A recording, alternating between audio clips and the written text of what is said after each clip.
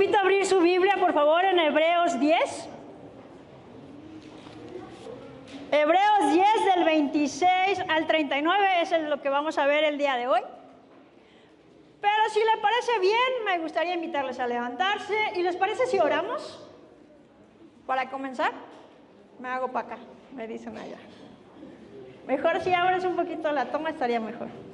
Ok, hermanos, pues vamos a orar. Mi Dios, te doy gracias porque nos has permitido llegar a tu iglesia. Gracias porque has dispuesto a nuestros corazones a estar aquí para escuchar tu palabra, Señor. Porque hemos, Señor, decidido seguirte y abrir nuestro corazón a tu palabra. Mi Dios, este momento que vamos a escuchar y a leer y a estudiar tu palabra, que sea algo que edifique a los hermanos, que se quede en sus corazones, que les ayude en su día a día, mi Dios, y que confirme aún más la fe que tienen en ti y en tu palabra. En el nombre de Cristo Jesús, amén.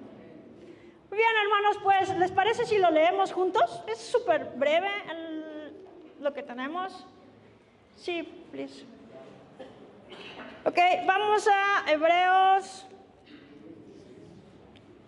Le digo algo, siempre me pongo nerviosa estando acá, no tengo la menor idea por qué, pero bueno, vayamos.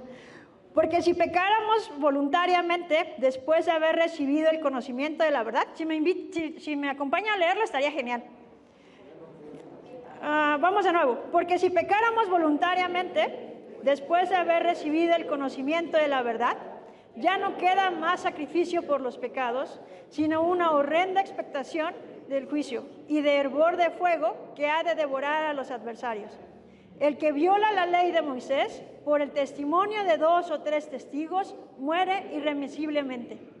Cuanto mayor castigo pensáis que merecerá el que pisoteare al Hijo de Dios y tuviere por inmunda la sangre del pacto en el cual fue santificado e hiciere afrenta al Espíritu de gracia?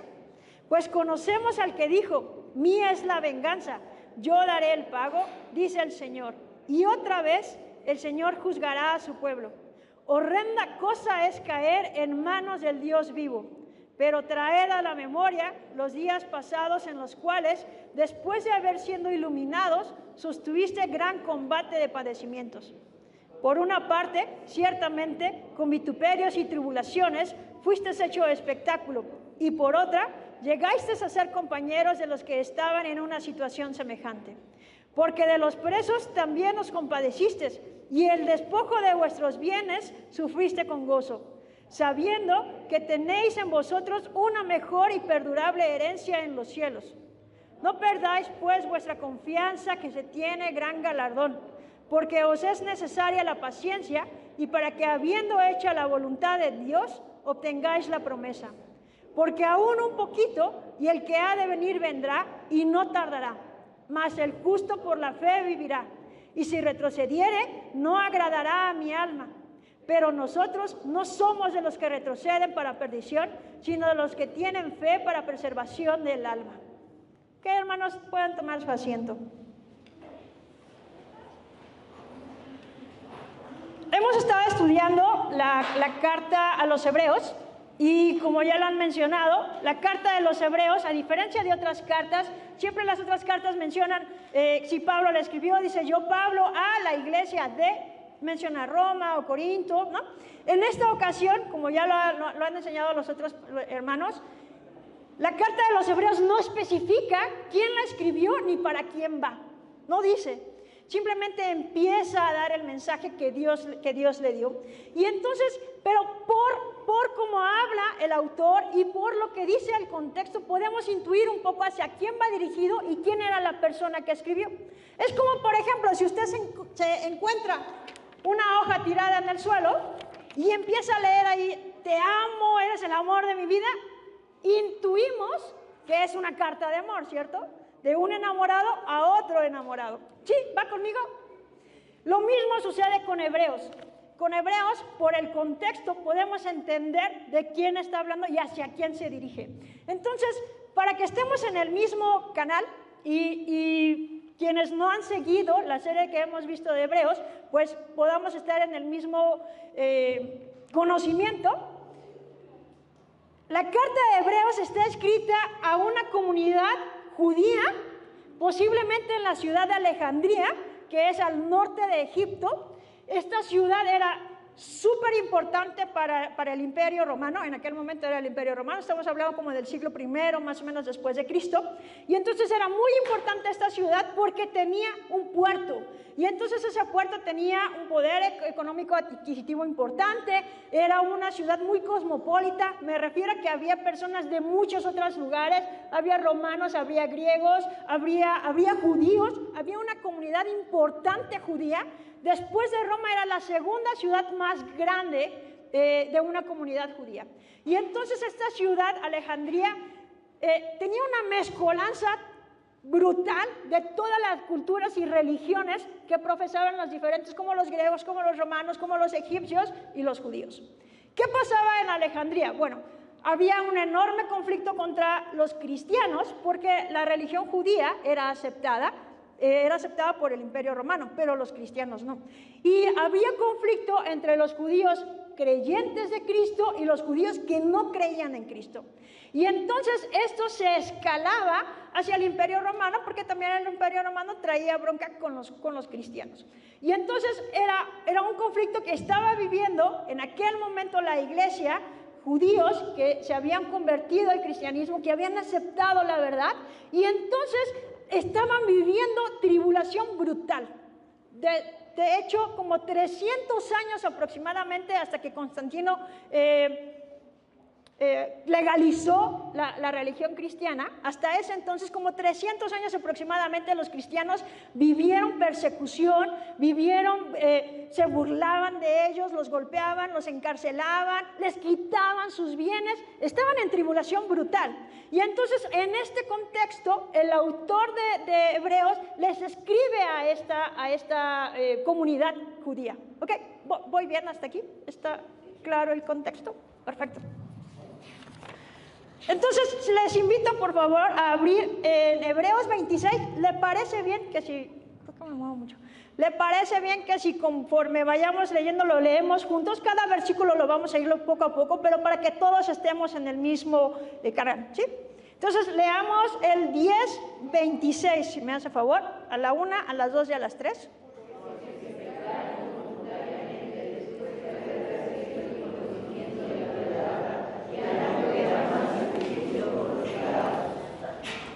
Hay una palabra clave ahí que dice pecar voluntariamente, ¿no? Cuando hacen ¿qué le parece? Una posada, ¿no? Y entonces todos dicen voluntariamente vamos a llevar un guisado para que todos convivamos. Entonces está haciendo algo voluntario, nadie lo forzó, cada quien dijo yo llevo. O aquí en la iglesia cuando hacemos nuestras reuniones, voluntariamente proponemos algo. Bueno, también podemos pecar voluntariamente porque nosotros decidimos hacerlo. Hay una decisión detrás para hacerlo.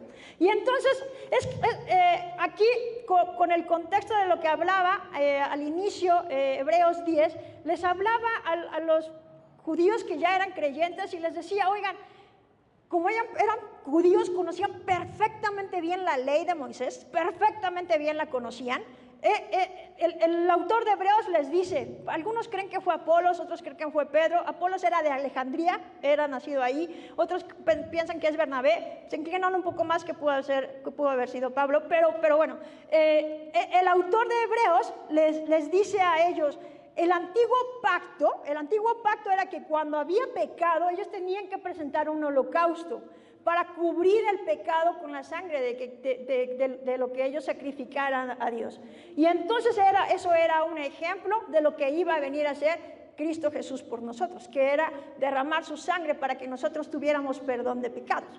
Y el autor de Hebreos les dice, ¿se acuerdan de eso, del primer pacto? Bueno, el primer pacto quedó fuera, ya no está vigente. Ahora es el segundo pacto que Dios hizo a través de su Hijo Jesús, que ahora Él murió por nuestros pecados. Ya no es necesario el sacrificio, ya no es necesario porque Cristo murió por nosotros. Y entonces es como si usted tiene su INE, va y saca otra INE porque la otra, pues no sé, ya no está vigente. La anterior INE ya no tiene relevancia, ya no es vigente, ya no tiene validez, es la nueva. Lo mismo con el pacto de Dios. El antiguo pacto ya no tenía vigencia, ya no era válido. Ahora era el nuevo pacto que Dios había establecido, Él mismo lo había establecido para perdón de pecados. Y entonces les decía, si ustedes deciden hacer el mal voluntariamente y se alejan de la palabra de Dios, porque ya eran creyentes, recuerdan, judíos, pero ya eran creyentes, ya conocían la verdad. Decía, si se alejan, entonces están pecando deliberadamente, porque hacen el mal y además rechazan a Cristo Jesús, que murió en la cruz, y deciden ponerse cuentas de Dios a su manera, haciendo caso omiso del nuevo pacto de Dios. Y entonces vamos al 27, ¿me acompañan? Lo leemos juntos a la 1, a las 2 y a las 3.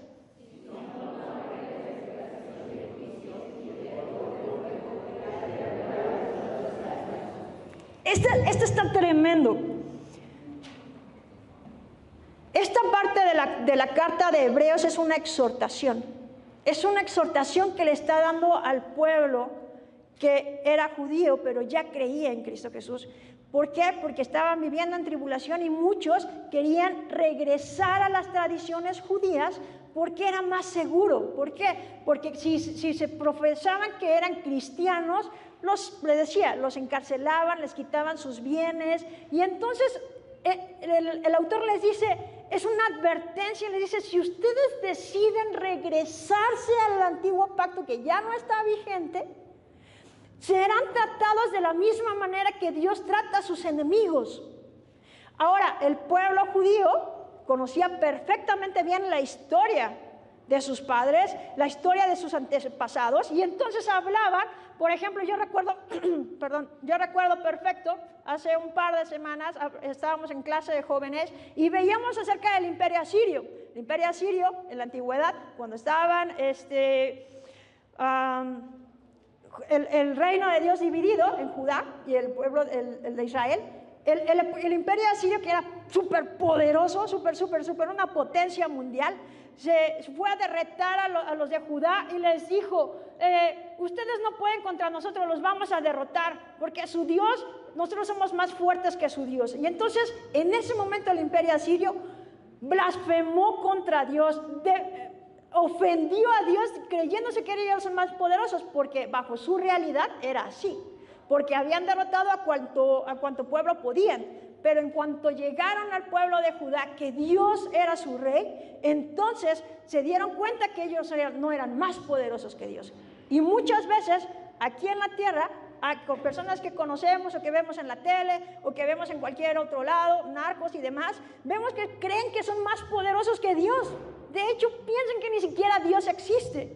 Pero esto no es así. Y entonces el autor de Hebreos les advierte al pueblo y les dice, si ustedes deciden regresarse y hacer caso omiso de la palabra de Dios y del nuevo pacto, entonces Dios los tratará como enemigos. Y Dios es implacable contra los enemigos. ¿Por qué? Porque no puede tolerar la maldad, porque Dios es un Dios justo.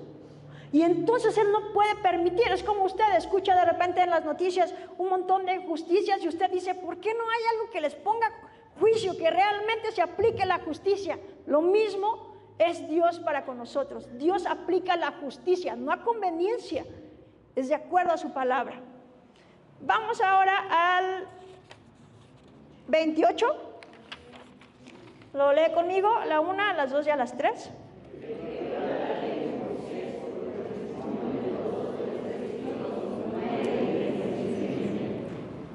¿A qué se refiere con esto?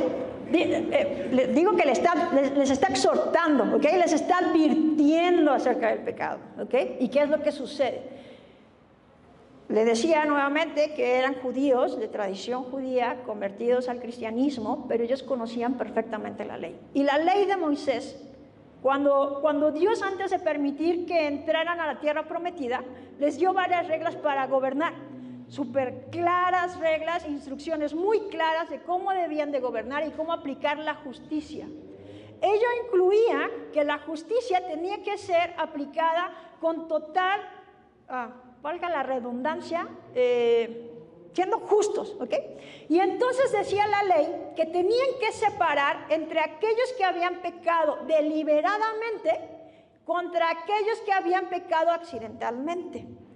Y les decía que tenían que hacer esta distinción los jueces, y entonces tenía que haber 2 o 3 testigos, mínimo 2 o 3 testigos, recomendable, para acusar a alguien. ¿Por qué? Porque se podía dar fácilmente, y como ahora casi no existe, el falso testimonio. Es decir, él me hizo y no lo hizo, ¿no?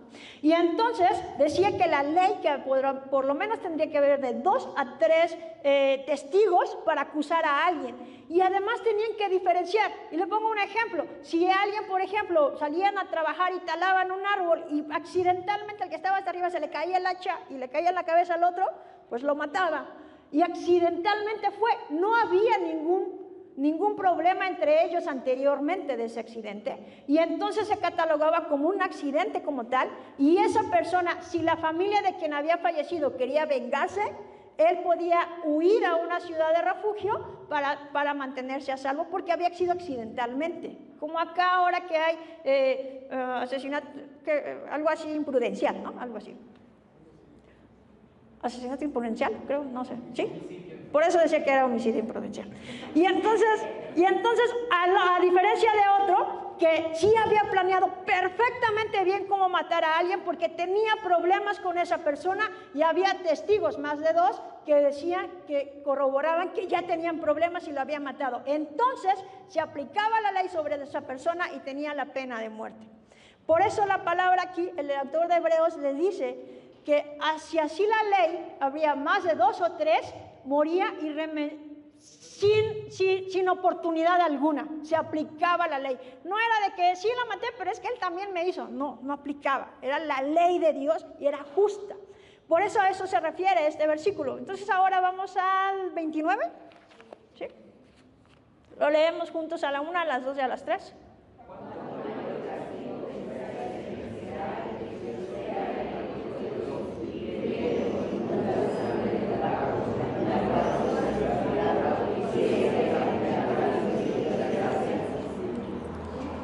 Les dice el autor, les dice a esta comunidad, imagínense si antes se aplicaba la ley y esos 2 o 3 testigos atestiguaban y esa persona salía culpable y se aplicaba la ley y había pena de muerte, ¿cuánto más no va a haber castigo para aquel, híjole, es que esta palabra está increíblemente fuerte, para aquel que pisotee y se burle o ofenda al Espíritu Santo?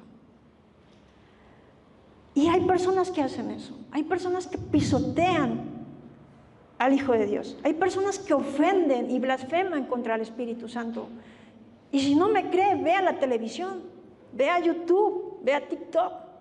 Personas que ofenden a Dios, personas que se burlan del cristianismo, personas que no les importa y no creen en Dios y creen que van a estar bien porque ahorita tienen una casa, salen y van del trabajo o viven cómodamente y que no va a haber un juicio. Y es increíble cómo hay personas que puedan pisotear la sangre que Cristo murió en la cruz para perdón de pecados. Y entonces les dice que imagínate si antes se aplicaba la ley y no había manera que se salvaran porque era la ley, ¿cuánto más aún de un Dios que todo lo ve y que aquel que se atreva a pisotear al Hijo de Dios? Y entonces esto es una advertencia. Y hago una pequeña pausa entre estos para seguir con los versículos.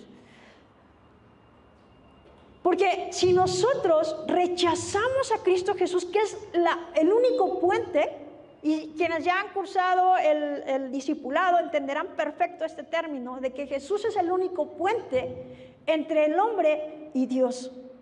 Porque es la única manera en que nos podemos presentar justos delante de Dios. No hay ninguna otra. Ahora, si para usted este término de fuente, que Jesucristo es el único puente, para acercarnos a Dios, le invito a que vaya a las clases que tenemos acá de discipulado, porque son las bases del cristianismo.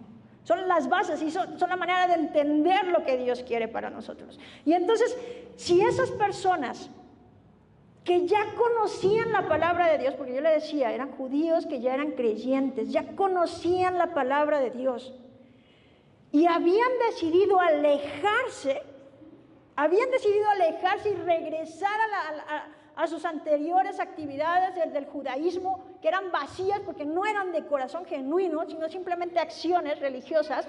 Y entonces, si ya conocían, ¿cuánto más Dios no les iba a mandar a juicio? ¿Y por qué hay un juicio que está anunciado? Y entonces era súper claro el mensaje de advertencia de no te vayas por ese camino porque esto va a suceder. Pero al final, cada quien toma su propia decisión. Y si usted no lo sabía o no estaba consciente de ello, se lo recalco. Usted tiene la decisión de acercarse a Dios o estar lejos de Dios. Es una decisión personal. Absolutamente nadie. Así yo pueda forzar a mi hijo a que venga a la iglesia y esté sentado. En su corazón yo no puedo mandar. En la relación que él tiene con Dios, yo no puedo mandar. Así usted. Nadie puede mandar en la relación que tenga con Dios o no. Es una decisión personal. Y les está advirtiendo a este pueblo que no se alejen de Dios, que no se alejen del nuevo pacto, que no lo rechacen y no lo pisoteen. ¿Hasta aquí voy bien?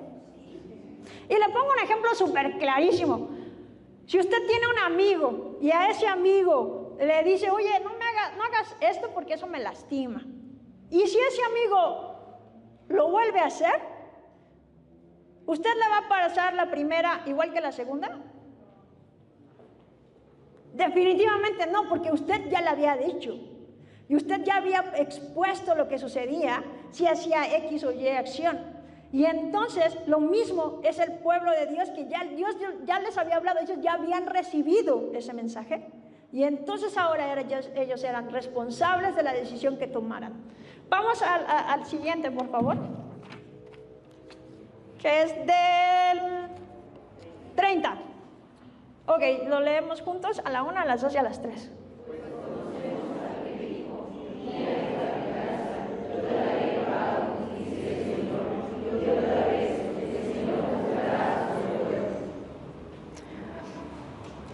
Es increíble como le dice, mía es la venganza. Y habla en plural, le dice, pues conocemos. Habla en plural.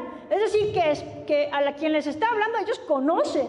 Sabían el contexto cuando Dios dijo, mía es la venganza. Y el contexto cuando dice, mía es la venganza, es que Moisés le habla, es un cántico que escribe Moisés, y le habla a un pueblo que salió de Egipto y que decidió en el camino, por eso vagaron 40 años, decidió no hacer caso, le valió.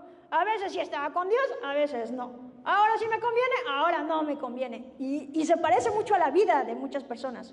Y entonces Moisés les advierte y les dice lo que Dios les está hablando a través de Moisés, diciendo, mía es la venganza, juzgaré a mi pueblo.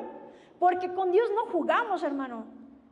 Por eso es una palabra de advertencia, por eso es una palabra de exhortación, de que seamos conscientes de que con Dios no jugamos. A cualquiera podemos engañar aquí porque nadie puede ver nuestro corazón. Digo, ¿usted puede ver mi corazón? ¿Puede saber lo que hay adentro? No, ni yo el de usted. Y entonces podemos engañar a cualquiera, podemos ser muy buenos manipuladores o artistas o lo que sea, actores en ello. Pero a Dios no lo va a engañar. Y entonces este mensaje es directo y es conciso en que a que Dios no lo podemos engañar. Pero este mensaje es para quien deliberadamente rechaza al Hijo de Dios. Deliberadamente rechaza al Hijo de Dios. Y entonces, esta palabra, que puede sonar incómoda, porque si usted le llama la atención a alguien, si usted es padre, le llama la atención a alguien, a su hijo, es incómodo, tanto para usted como la persona que recibe, llamar la atención, ¿no? Es incómodo, pero es necesario, porque solamente así creceremos, porque solamente así mejoraremos. Y es lo que este mensaje, aunque es incómodo, es necesario que usted lo sepa. Y es necesario era necesario que en aquel entonces este pueblo que se había convertido al cristianismo, que ya conocía la verdad, supiera los riesgos que había de regresarse a la antigua religión, que era vacía en realidad y no había un corazón. Solamente era un paso más para acercarse a la promesa de Dios. Era parte del plan, pero no era la meta, el antiguo pacto. Vamos al siguiente, me acompaña el 32. A la 1, a las 2 y a las 3. Por eso decía 10:32, ¿sí? ¿Perdón? Por eso decía que el 31. Sí. Ok, perdóname. Vamos del 31 al 32, ¿le parece bien? 1, 2 y 3. Horrenda cosa es caer en manos de Dios vivo, pero traer a la memoria los días pasados en los cuales, después de haber sido iluminados, sostuviste gran combate de padecimientos. Ellos ya sabían, ya conocían la ley, ya conocían la nueva promesa, ya conocían el nuevo pacto. Y entonces les dice, oye, ¿te acuerdas cuando por primera vez conociste el mensaje y que lo recibiste con gozo? Y que a pesar de que en ese momento también había tribulación y a pesar de que en ese momento también se burlaban de ti, aún así te mantuviste firme, es lo que está diciendo ahí. Y yo le pregunto, hermano, a los que ya tienen bastante tiempo en el Evangelio, porque a nosotros ahora le decimos el primer amor, ¿no? Cuando conocemos por primera vez la palabra de Dios, ya estamos animados y se burlan de nosotros y no importa porque estamos animados, pero conforme vamos caminando en el ministerio nos vamos olvidando de ese primer amor, de ese hervor, de esa pasión por Dios. Y entonces les dice a ellos, acuérdate de cuando conociste la palabra de Dios, resististe la persecución, resististe todo lo que había, te quitaron. Bueno, vamos ya le estoy spoileando, vamos al 33 y 34, juntos a la 1, a las 2 y a las 3. Por una parte, ciertamente, con vituperios y tribulaciones, fuiste hecho espectáculo, y por otra, llegaste a ser compañeros de los que estaban en una situación semejante, porque de los presos también os compadecisteis, y el despojo de vuestros bienes sufriste con gozo, sabiendo que tenéis en vosotros una mejor y perdurable herencia en los cielos. Cuando recibieron, les decía, cuando recibieron la palabra de Dios, no era mejor que en aquel momento. Había persecución, se burlaban, les quitaban sus bienes. O sea, es decir, cuando alguien se declaraba cristiano, había confrontaciones entre propios judíos, los que eran cristianos y los que no aceptaban el nuevo pacto. Y entonces entre ellos también llegaban a encarcelarlos. Y les está diciendo en esta carta, oye, ¿te acuerdas de eso? ¿Te acuerdas que cuando creías y cuando recibiste la palabra de Dios, aguantaste y enfrentaste las tribulaciones con gozo? Y además había otras personas que estaban encarceladas y los acompañaste en ese momento. Qué importante es como iglesia, hermanos. Qué importante es como iglesia apoyarnos en las tribulaciones. Por esa razón es que Dios nos pide que nos reunamos. No para matarle su domingo, no para que no se vaya a comer barbacoa, no. La razón por la que Dios nos invita a reunirnos es precisamente para que nosotros en comunidad nos animemos en momentos de tribulaciones. Por esa razón es que aquí, después de la predicación, tenemos orar por las peticiones y damos gracias a Dios por los testimonios, porque es una manera de animarnos como iglesia. Y entonces vamos al siguiente, 35 y 36, ¿me parece? A la 1, a las 2 y a las 3. No perdáis pues vuestra confianza, que tiene gran galardón, porque os es necesaria la paciencia, para que habiendo hecho la voluntad de Dios, tengáis la recompensa. Esta comunidad judía, que le decía que de hecho cada vez iba de manera creciente la tribulación y la persecución que se hacía contra los cristianos. Cada vez subía un poquito de una rayita más, una rayita más, una rayita más. Y entonces les invita a decirles, ya has pasado muchas cosas y viste la mano de Dios ahí. Ya has pasado muchas cosas y estuvo Dios contigo. Ahora no pierdas la confianza. Le dice, no pierdas la confianza porque la confianza tiene gran galardón. La confianza en Dios tiene gran galardón. Ahora, permítame preguntarle esto. ¿Usted sabe qué significa confianza? Es decir, confiar en Dios. Porque a veces confiamos en las cosas que sabemos que van a suceder, pero no confiamos en Dios en aquellas cosas que no sabemos si van a suceder. Y entonces en realidad no está confiando en Dios. Y los invita a que confíen en Dios porque va a haber un galardón. ¿Por qué? Porque hay una vida eterna detrás de ello. Y entonces también le dice, porque es necesaria la paciencia para cumplir la voluntad de Dios y entonces recibas la promesa. Se lo divido en partes. Porque es necesaria la paciencia para cumplir la voluntad de Dios y recibir la promesa de Dios. ¿Qué significa paciencia? Resistir, aguantar, soportar, sin un corazón rebelde. Eso significa paciencia. Aguantar y resistir lo que estaban viviendo en aquel momento para cumplir la voluntad de Dios. ¿Cuál era la voluntad de Dios? Que fueran fieles al nuevo pacto. Esa era la voluntad de Dios. ¿Por qué? Porque había una promesa de una vida eterna. Y entonces los invita a ello. ¿Y le parece si ya leemos finalmente 33, 37 y 38 juntos? La 1 a las 2 y a las 3. Porque aún un poquito, y el que ha de venir vendrá y no tardará. Mas el justo vivirá por fe, y si retrocediere, no agradará a mi alma. Hasta ahí, ya después vemos el último. Dígame usted algo. Cuando vemos las Olimpiadas, ¿no? Y vemos los que corren maratones. Ellos van administrando su energía. Al inicio le dan duro, después le bajan un poco para guardar, pero ya cuando está la meta, se desgarran totalmente, porque ya están cerca de la meta. Porque ya están al último minuto de que pueden ganar o no pueden ganar, o mejorar su récord o no. Y entonces lo que les dice aquí es: resiste en paciencia, o sea, soporta la tribulación, aguanta todo el entorno que está presionándote para que te alejes de Dios, porque está cerca la venida de Jesús. Porque está cerca, un poquito más, y le dice, y no se tardará. Porque Dios tiene el momento preciso, hermano. Digo, la venida de Jesús no es un menú a la carta, no es de que, sí, ahorita ya quiero porque yo ya estoy listo, no. O como Netflix, que pone un programa y cuando usted quiere lo pausa y cuando lo quiere ver lo pone. La venida de Jesús no es así, no es a la carta, no es a nuestra conveniencia. Dios tiene el momento adecuado y el momento preciso.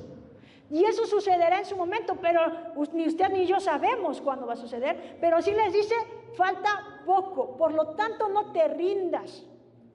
Porque ya está por llegar a la meta y recibir la promesa de Dios, que es la vida eterna y una vida con Él conjunta. Y finalmente, le dice, el justo por la fe vivirá. El justo por la fe vivirá. Porque Él dice que el justo, si en realidad yo peco y no soy justa, pero cuando me vengo y me arrepiento y creo que Jesucristo murió en la cruz, en ese momento todos los que se arrepienten genuinamente somos justos delante de Dios. En ese preciso momento somos justos delante de Dios. Y le dice, no retroceder porque mi alma no agradará, porque yo no agradaré a Dios. Porque recuerda, alma mía agrada a Jehová, ¿se acuerda de esa? Y entonces no agradaré a Dios si yo decido alejarme de su palabra. ¿Y le parece si leemos el último, que es el 39? Juntos a la 1, a las 2 y a las 3. Pero nosotros no somos de los que retroceden para perdición, sino de los que tienen fe para la preservación del alma. Si se da cuenta, nuevamente habla en plural. Es decir, que Él se está integrando en nosotros. No somos de los que retroceden para perdición. Es decir, nosotros no somos de los que nos regresamos al pecado. Nosotros no somos de los que nos vamos a perder la vida eterna. Y le dice, sino de los que tienen fe para preservación del alma, sino de que por fe sé que voy a vivir una vida eterna. No voy a ser de los que me regreso, voy a ser de los que perseveran, no importa lo que me pase alrededor, no importa lo que suceda, porque estoy en una iglesia con la que comparto mis tribulaciones y con las que en un momento de debilidad me hacen fuerte, y en un momento en que los hermanos están en debilidad, yo hago fuerte al demás. Por eso es importante congregarnos, hermanos. Por eso la palabra de Dios es súper clara y habla en plural. Habla totalmente en plural, que no somos de los que retroceden. Ahora, yo no sé si usted conoce, pero hay hermanos que conocen la verdad y deciden alejarse. Que vienen aquí, se sientan, o cualquier otra iglesia, escuchan la palabra de Dios y retroceden a lo mismo, porque tenían una idea equivocada de lo que era Jesús. Tenían una idea equivocada de lo que era Dios, porque no se dieron el espacio para conocerle genuinamente. Y con esto voy cerrando. Y permítanme hablarle a aquellos a los que ya tenemos bastante tiempo en el Evangelio. Porque a veces tomamos las cosas ya nada más por costumbre. Y no nos seguimos alimentando de la palabra de Dios. Y entonces vienen tribulaciones y nos agarran mal parados. Y nos agarran débiles. Y entonces reclamamos a Dios de, oye Dios, no es que me ibas a cuidar. No, es que es una prueba. Es que tienes que resistir y ser perseverante y ser paciente. Pero cuando usted decide retroceder, todo aquello que ya había vivido con Dios lo desecha. Todo aquello de donde Dios ya lo rescató lo desecha. Y entonces reniega de Dios y pisotea al Hijo de Dios. Y Dios es súper claro, hermano, y por eso es una palabra de exhortación, es una palabra de advertencia, de que no le pase esto, hermano, de que se mantenga firme en la fe, que si ya inició, continúe en la fe y que no retroceda. Permítame ahora dirigirle a aquellos a que aún no es una realidad la palabra de Dios en su vida, en que ha escuchado un poco, en que ha escuchado que Dios es grande, en que ha escuchado usted que Dios creó el universo, pero aún no tiene una relación genuina con Dios. Permítame invitarle a que se acerque a Dios. La palabra de Dios en Hebreos antes dice que nos acerquemos con un corazón sincero. Si usted aún tiene dudas sobre la existencia de Dios, si usted aún tiene dudas sobre lo que puede hacer en su vida, acérquese con humildad ante Dios y expóngale sus dudas, porque Dios es un Dios amoroso, pero en el momento que usted decide rechazarle, le juzgará como a sus enemigos. Dios es claro, hermanos. Dios no nos miente y no hay sorpresas. Dios nos pone claro el camino de cuál queremos decidir, porque finalmente, y le repito, es la decisión de usted hacia dónde se quiere ir. Es la decisión de usted.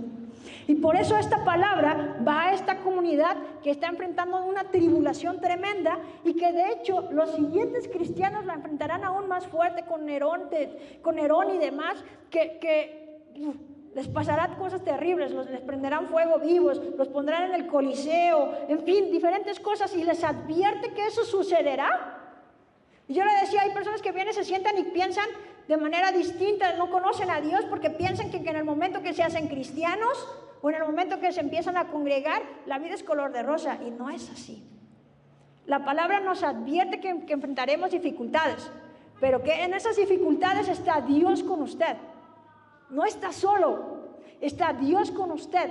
Y entonces si empieza a conocer más la palabra de Dios, entenderá la manera de pensar de Dios, y eso transformará su manera de ver las cosas, y entonces ya no valorará que si tiene mucho trabajo, o que si tiene mucho dinero, o que si tiene una casa lujosa. Ya no valorará eso, valorará que Dios esté presente en su vida. Eso es lo que valorará. Valorará que tiene una vida eterna esperándole. Valorará que tiene una relación con un Dios vivo. Valorará que Dios está ahí con usted, aún en la tristeza, aún en la dificultad. Dios está ahí con usted. Eso es lo que quiere decirle Hebreos a esta comunidad judía que estaba enfrentando gran tribulación. Les dice, no retrocedas. Aguanta, persevera, confía en Dios, porque la respuesta viene pronto, porque Dios no va a ser un Dios que se va a tardar y va a decir, no, déjalo sufrir un poquito, yo llego 10 minutos más tarde, y eso sí sea un siglo para nosotros. No, Dios no es así, hermano. Dios tiene misericordia y está esperando que quienes aún no se han arrepentido se arrepientan de corazón y puedan conocerle.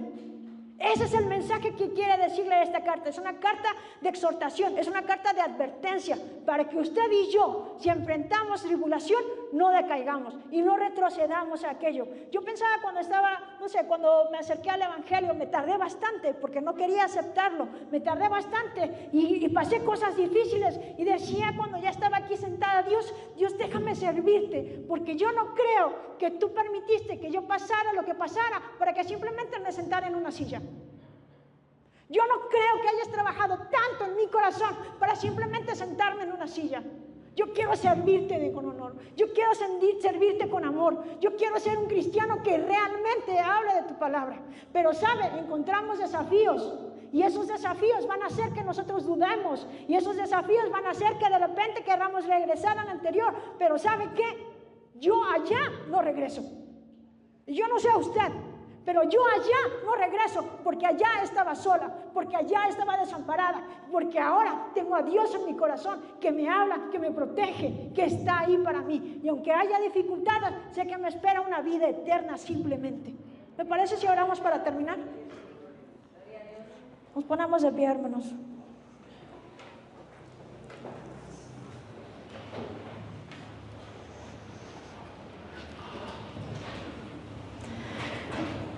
Dios, te damos gracias, Padre, porque eres misericordioso con nosotros. Gracias, Dios, porque eres un Dios que no esconde nada y nos habla con claridad y honestidad, Señor.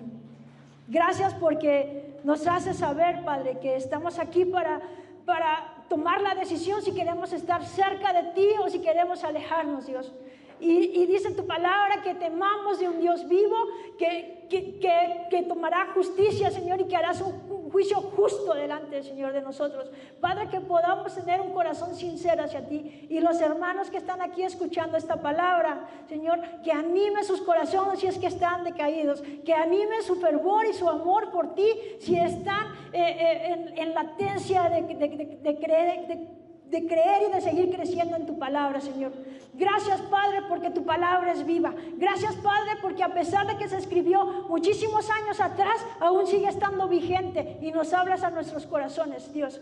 Padre, por aquellas personas que aún dudan sobre tu existencia. Padre, por aquellas personas que aún, Señor, desconocen si tú eres real y tienen rebeldía en sus corazones, que tú seas sensible hacia ellos, que tu misericordia les alcance, Señor, y que ellos, Señor, puedan recibir tu palabra, entendiendo que eres un Dios real, que eres un Dios que realmente se interesa por nosotros y que nos ama, y que realmente tu Hijo murió en la cruz y nos espera una vida eterna si la aceptamos con nuestro único Salvador. Gracias, Señor, porque nos permites reunirnos. Gracias, Padre, porque está aquí tu iglesia, Señor, y que siga recibiendo tu palabra, que esto les edifique, que esta palabra se quede ahí y en el momento que pasen tribulaciones recuerden que deben de tener paciencia y confianza en ti, que todos recordemos que la clave está en tener confianza y paciencia en ti y que tú obrarás en su momento. Padre, Señor, bendice a los hermanos en su semana. Tú guárdales, Señor, provéeles, guárdanos de todo mal que hay en esta ciudad, Señor. Y Padre, que podamos seguir honrándote en la semana, que podamos ser cristianos que te agraden, Señor, y que te den la honra en todo momento. En el nombre de Cristo Jesús, amén. Dios les bendiga, hermanos. Pueden tomar asiento.